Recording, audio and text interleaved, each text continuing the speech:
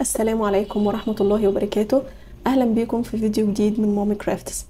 إن شاء الله النهاردة في فيديو النهاردة هننفذ مع بعض الآيس كاب ده كنوع من التطبيق برضو على غرزة الحشو. بس هناخد النهاردة إن شاء الله غرزة الحشو بشكل مختلف عن الحشو العادي اللي احنا اتعلمناه، عشان برضو نكون شفناها بشكل مختلف. دي أول حاجة. تاني حاجة إن احنا هنعرف ازاي بنشتغل الطوائف الكروشيه بأكتر من طريقة، أو ايه هي الطرق اللي بنشتغل بيها الطوائف الكروشيه عموما، واللي هننفذ منهم طريقة النهاردة في الايس كاب بتاعنا ده. اللي اول مرة بيتابعنا وحابب يطبق معانا، هسيب لكم في الديسكريبشن بوكس الفيديوهات اللي المفروض تشوفوها قبل ما تبدأوا تطبقوا معانا. هتكونوا محتاجين تتفرجوا على فيديو عقدة البداية وغرزة السلسلة وغرزة الحشو، لان فيهم شرح وتفصيل اكتر. هتشوفوهم وتيجوا على طول تطبقوا معانا المشروع ان شاء الله بكل سهولة. وهنتعلم النهاردة كمان ازاي نركب كرة البونبون بطريقة جديدة وسهلة لكل الناس اللي بتعاني من تركيب كرة البونبون. فان شاء الله تابعوا الفيديو للاخر علشان تتعلموا وتستفيدوا معانا. يلا بينا على طول نبدأ ونشوف ايه الادوات اللي هنحتاجها عشان ننفذ الايس كاب.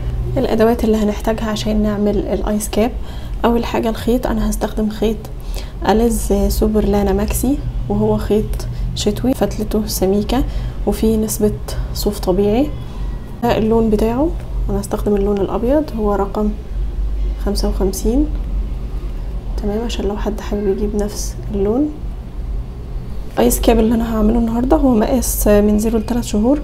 ممكن ياخد معايا شلة كاملة، لان طبعا الخيط السميك بيسحب اكتر في الشغل، او بنستهلكه اكتر في الشغل.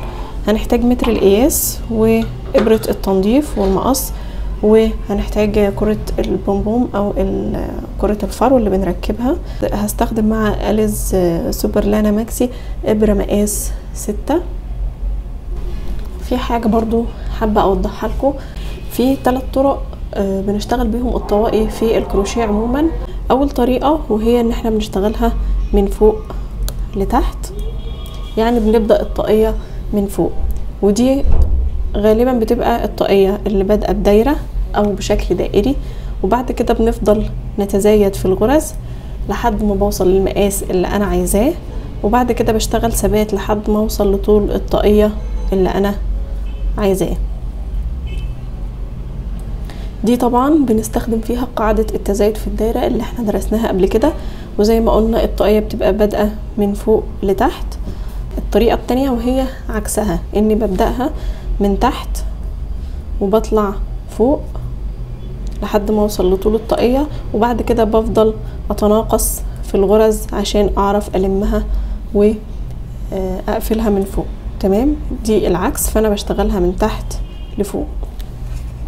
تالت طريقة بنشتغل بيها الطواقي، ودي اللي هنشتغل بيها الايس كاب بتاع النهاردة، هو ان احنا بنشتغل قطعة مستطيلة، بيكون سلسلة البداية بتاعتها، يعني بنكون بادئينها من هنا كده.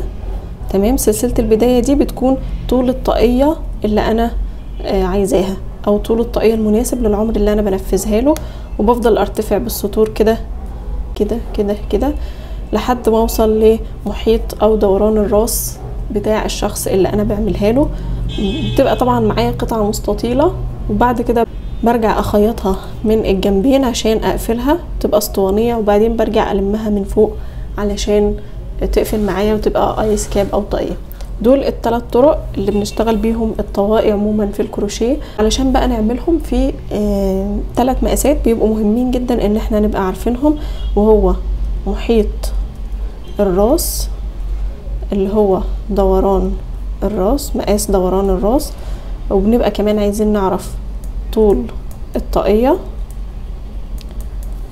المناسب للشخص اللي انا بعملها له، ده طبعا بيبقى حسب سنه. وكمان عندنا مقاس ثالث وهو قطر الدايرة المناسب. قطر الدايرة ده المقاس الثالث اللي هو قطر الدايرة ده انا مش بحتاجه غير لو انا هشتغل بالشكل الدائري اللي هو بالطريقة الاولى او بالطريقة التانية برضو. يعني لو انا بشتغل بشكل دائري بحتاج اعرف مقاس قطر الدايرة ده اللي هو قطر الدايرة المناسب للشخص اللي انا بعملها له. لما بوصل لقطر الدايرة ده او المقاس ده خلاص انا بوقف تزايد وبشتغل ثبات، لان خلاص وصلت للمقاس المناسب ليه. فهسيب لكم الجدول اللي فيه المقاسات دي لكل الاعمار علشان لو احتاجتوا تنفذوها لاي سن او اي عمر. وان شاء الله لما احنا نيجي ننفذ حاجه ايس كاب دائري هنشرح موضوع قطر الدايره وتزايد الدايره بشكل اكبر وباستفاضه اكتر.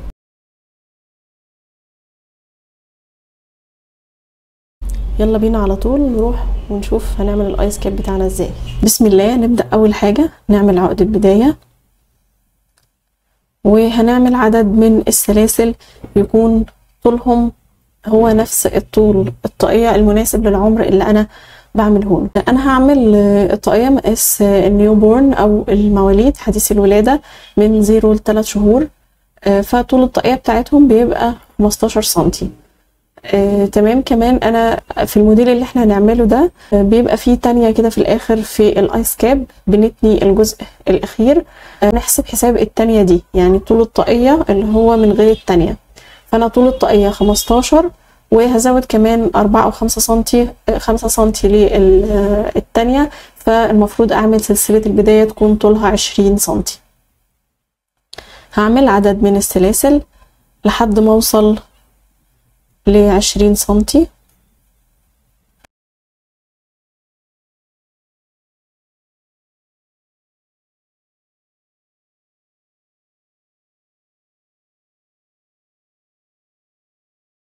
نبتدي بنقيس السلسلة. ما بنيجي نقيس السلسلة مش بنشدها قوي كده، لا بنفردها بس ايه فردة بسيطة، تمام، عشان المقاس يطلع معايا مظبوط. هو كده 19، ازود كمان 2.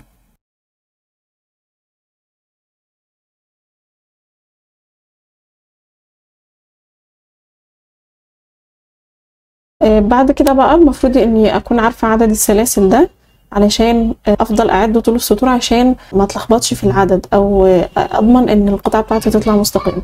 فانا هعد كده انا عملت كام سلسلة: 1 2 3 4 5 6 7 8 9 10 11 12 13 14 15 16 17 18 19 20 21 22 23 24 25 26. كده انا عملت 26 سلسلة. هاخد سلسلة كمان ارتفاع، يبقى انا كده المفروض يكون عندي 26 غرزة حشو في كل دور. هنيجي بقى نعمل ايه؟ هنشتغل عادي خالص زي ما احنا اتعودنا في غرزة الحشو. بدخل بالهوك في ضلع السلسلة، باخد الخيط واطلع، بلاقي عندي على الابرة حلقتين، اخد الخيط واطلع من الحلقتين مع بعض. تاني هدخل بالهوك في ضلع السلسلة اللي فوق، اخد الخيط واطلع، الاقي عندي على الابرة حلقتين، اخد الخيط واطلع من الحلقتين. هدخل بالهوك في ضلع السلسلة، اخد الخيط واطلع، الاقي عندي على الابرة حلقتين، اخد الخيط واطلع من الحلقتين. هنكمل باقي السطر غرز حشو عادية خالص ونرجع تاني. وصلت لاخر غرزة حشو او لاخر سلسلة اللي هي جنب عقدة البداية، هشتغل فيها غرزة حشو، وده بيكون شكل السطر الاول بعد ما خلصناه. سطر حشو عادي خالص زي ما اتعلمنا في فيديو غرزة الحشو. هنعمل ايه بقى؟ هنرتفع سلسلة ونقلب الشغل على الناحية التانية. طبعا زي ما خدنا في غرزة الحشو العادية ان احنا بندخل بالهوك تحت حرف الفي كده او تحت ضلعين الفي وبشتغل حشو عادي. احنا قلنا ان احنا هناخد الحشو في الموديل ده بشكل مختلف. ازاي؟ لو تفتكروا في فيديو التناقص احنا كنا قلنا ان الغرزة من فوق، لو بصينا لحرف الفي اللي فوق من الغرزة ده بيبقى فيه جزئين او ضلعين، الضلع الامامي والضلع الخلفي. ده حرف الفي، تمام، ده الضلع الخلفي او الباك لوب اللي هو ده، وده الضلع الامامي او الفرونت لوب. مظبوط كده؟ احنا في الموديل بتاعنا هنشتغل بس في الباك لوب. هدخل بالهوك بتاعي في نص حرف الفي كده واشتغل على الباك لوب بس. هشتغل كل غرزي في الباك لوب بس او في الجزء الخلفي من السلسلة او بيسموها الحلقة الخلفية. هنشتغل كل الغرز حشو في الحلقة الخلفية. هنعمل ايه؟ هندخل بالهوك كده في نص حرف الفي، ادخله تحت الباك لوب او تحت الحلقة الخلفية. هسحب الخيط واطلع، هلاقي عندي على الابرة حلقتين، هاخد الخيط واطلع من الحلقتين. تاني حرف الفي اللي بعده اهو، هدخل في نصه كده واشتغل تحت الباك لوب بس. هاخد الخيط واطلع واخد الخيط واطلع من الحلقتين. اللي بعدها هدخل في نص حرف الفي كده تحت الباك لوب او الحلقة الخلفية. هاخد الخيط واطلع، هلاقي عندي على الابرة حلقتين، هاخد الخيط واطلع من الحلقتين. هلاقي هنا الثلاث غرز اللي انا اشتغلتهم، هنا الفرونت لوب بتاعهم اهو او الجزء الامامي طالع كده بارز لان طبعا ما اشتغلتش عليه. ده طبعا بيدي في الاخر شكل تضليعة كده، بيبقى شكلها مختلف عن لو انا اشتغلت بالحشو العادي. هنكمل تحت الباك لوب حشو في الحلقة الخلفية بتاعة كل حشو تقابلني بنفس الطريقة كده زي ما احنا شايفين. هنكمل باقي السطر حشو في الحلقة الخلفية ونرجع تاني. وصلنا هنا لآخر غرزتين حشو، هندخل برضو في الباك لوب ونشتغلهم. ما ننساش آخر غرزة عندنا عشان حرف الفي بيبقى مايل بالجنب، ولو هنتلخبط زي ما قلنا نعلمه بالماركر.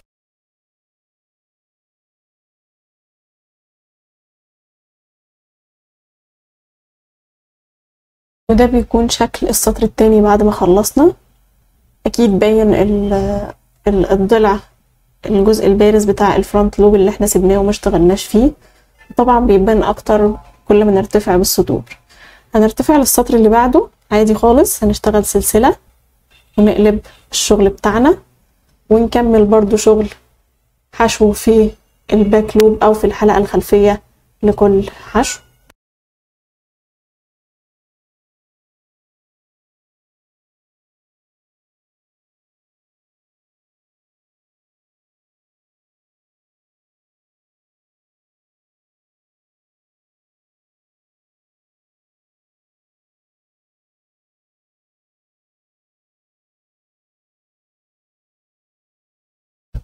وهنا وصلت لاخر غرزة حشو في السطر الثالث. هدخل برضو في الباك لوب وهشتغل حشو، هرتفع سلسلة واقلب الشغل واشتغل السطر اللي بعده حشو تحت الباك لوب او في الحلقة الخلفية لكل حشو يقابلني.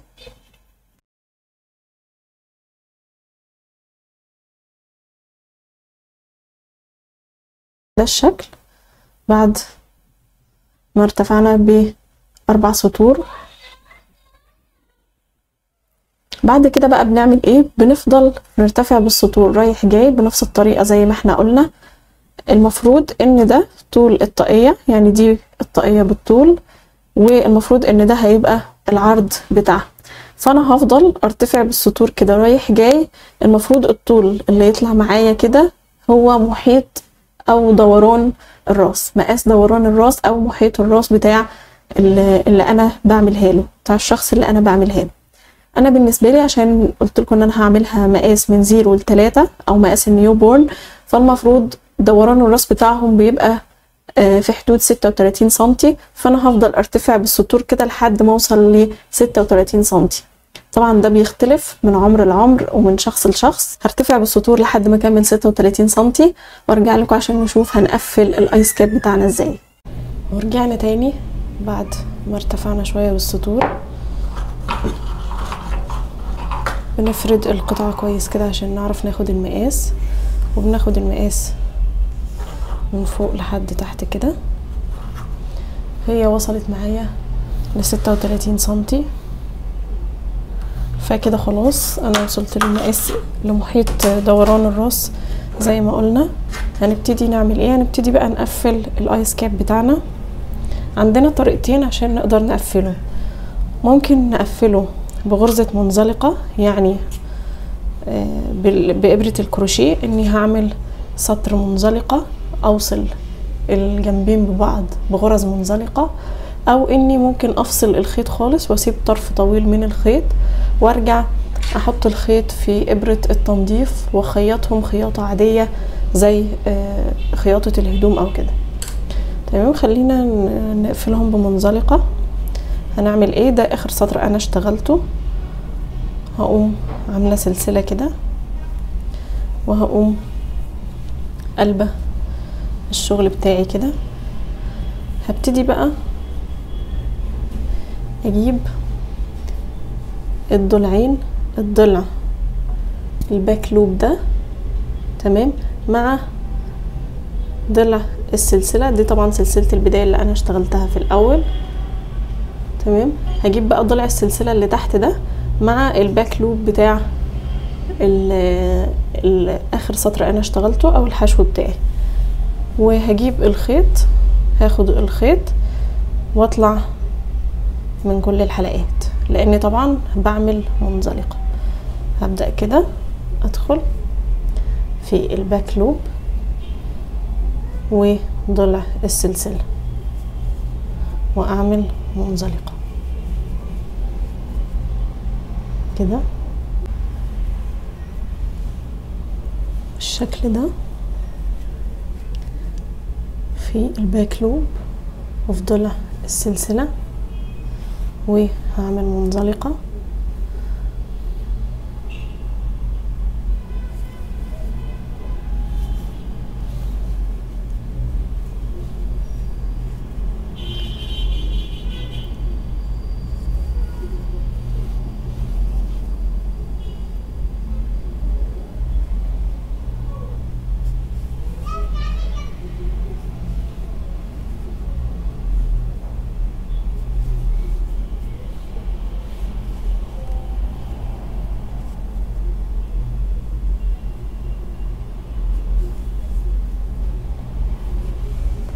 هنكمل باقي السطر لحد الاخر بغرز المنزلقة لحد ما نقفل الجنبين ونرجع تاني. كده انا وصلت لاخر غرزة، دي اخر حشو اهي. هدخل في الباك لوب بتاعها وهدخل في اول سلسلة اللي هي جنب عقدة البداية وهعمل منزلقة.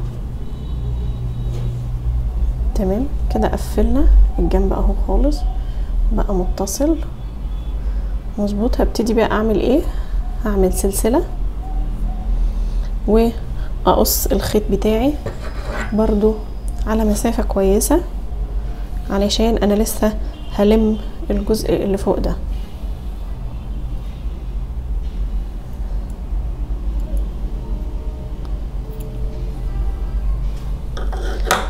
بعد ما قصيت الخيط هبتدي اطلع الخيط من جوه السلسلة اللي انا عملتها زي ما احنا متعودين في فصل الشغل، وهشدها شدة بسيطة كده. كده انا عندي هنا ده خيط البداية، ممكن اربطه مع الخيط ده كده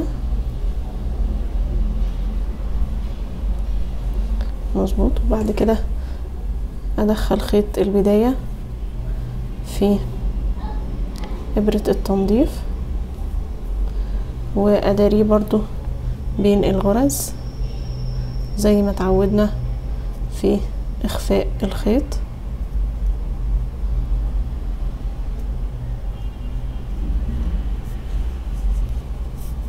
بالشكل ده كذا مرة في عكس الاتجاه.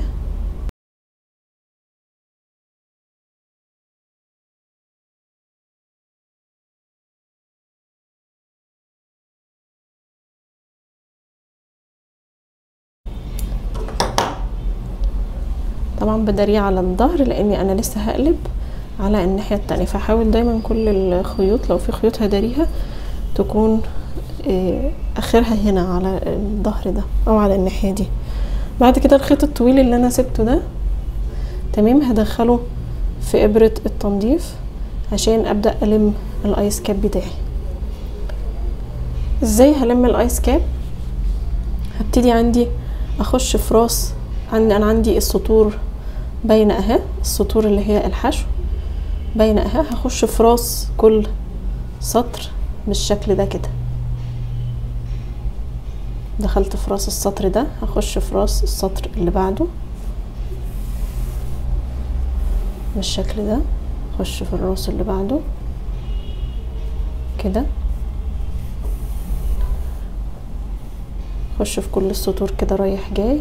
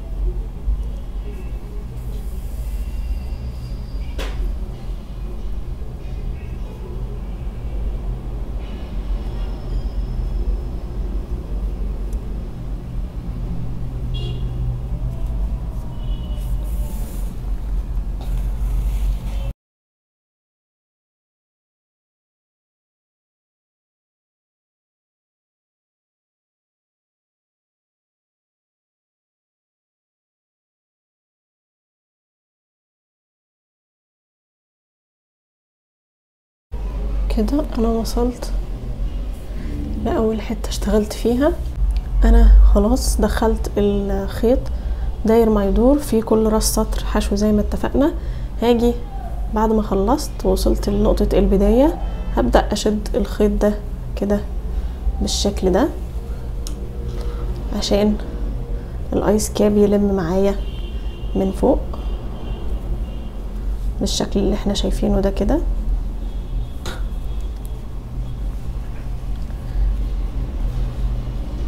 تمام، اشد كويس لحد ما يقفل معايا خالص. بعد كده بقى ببتدي كده قفل معايا اهو. هبتدي بقى ايه، ادخل ايدي كده من جوه كده وابتدي اني هسند الخيط، طرف الخيط بايدي كده، وهبتدي بابرة التنظيف برضو ادخل كده عشان اثبت الخيط بتاعي. تمام كده بالشكل ده. هدخل وهشد تاني عشان أأكد القفلة. هدخل بقى في أماكن متفرقة أو في أماكن مختلفة كده، وقبل ما أقفل الغرزة للآخر هدخلها كده عشان أعمل عقدة عشان القفلة تكون معايا مظبوطة. تمام، وأدخل إيدي من تحت عشان أكون حاسة بالناحية التانية.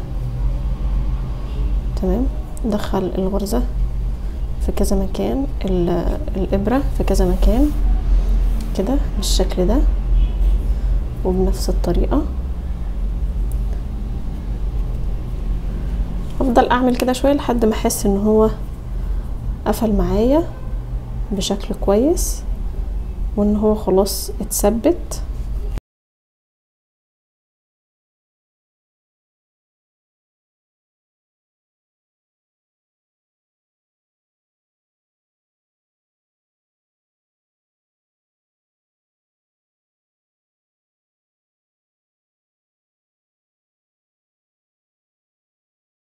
اول ما احس خلاص انه قفل معايا كويس هبدأ بس ايه اداري الخيط كده عشان اقصه.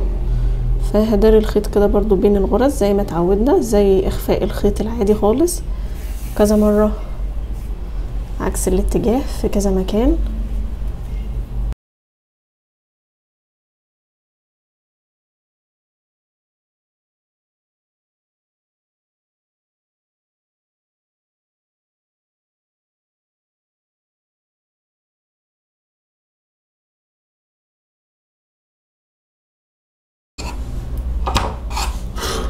وهقلب الايس كاب بتاعي على الناحية التانية، هلاقيه عندي بالشكل ده، وطبعا التانية بتاعته زي ما احنا قلنا في الاول.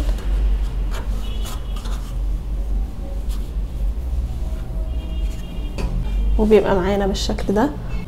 هو كده طبعا خلاص خلص، يعني ممكن يتلبس كده على طول. بس خلينا نركب كورة فرو، فتعالوا نشوف هنركب الكورة الفرو ازاي. في ناس بتخيطها على طول، يعني بتخيطها بالإبرة والخيط في الايس كاب، بس انا بحب احطها تكون اختياري. يعني بحب اني بركب زرار كده من جوه، وهقول لكم ازاي بعملها علشان لو حد حابب يشيلها او يحطها. يعني لو حد حابب يشيلها ويلبسها من غيره، او لو جت وقت تاني وحابب يحطها. باجي في ظهر الايس كاب بتاعي من تحت كده، باجي في اي دي الدايره اللي هتبقى عليها الكرة الفرو، هاجي جنبها كده وهقوم حاطه الزرار بتاعي، وهركب الخيط في ابرة تكون ينفع تخش في الزرار. تمام. وهبدأ اخيط الزرار بتاعي كده في جنب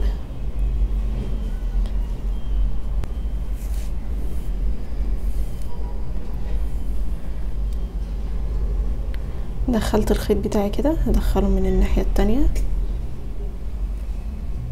بحيث اني اثبت الزرار بتاعي.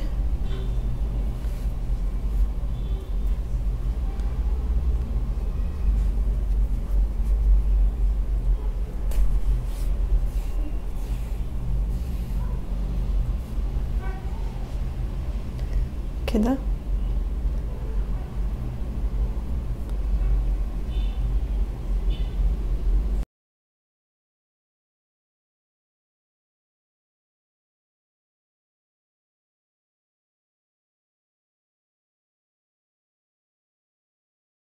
هدخل بقى الخيط ده من جوه عشان اداريه من جوه، عشان ما يبقاش على وش الكاب. ادخله كده، وادخل برضو الطرف التاني ده. تمام.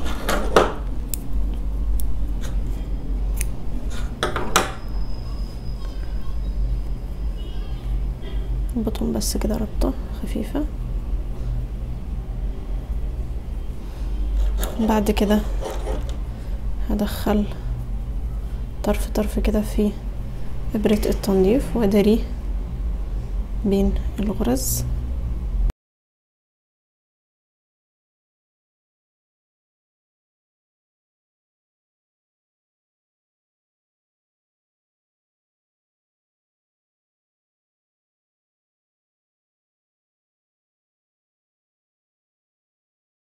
بعد كده بعمل ايه كده، انا ركبت الزرار في ظهر الايس كاب من جوه. بعد كده بجيب دايما كرة البومبوم لما بنجيبها بتكون فيها قطعة كده من جوه، دي بقى بركبها في الزرار. ازاي؟ هاجي من على وش الايس كاب من فوق كده، تمام، بالشكل اللي انا عايزاه. هروح مدخله ابرة الكروشيه بتاعتي من جوه كده، تمام، تقريبا احاول اخش في النص يعني بالشكل ده، وهقوم شاده كرة البومبوم كده بالابره وقلباها،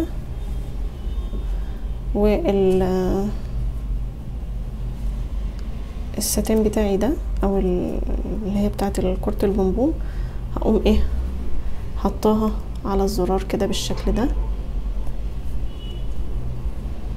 بالشكل ده زي ما احنا شايفين كده. كده انا ركبتها، ولو حد حابب يشيلها هيشيلها كأنها متركبة في الزرار عادي، هيشيلها ويلبسها. تمام. وبقت متركبة من بره بالشكل ده.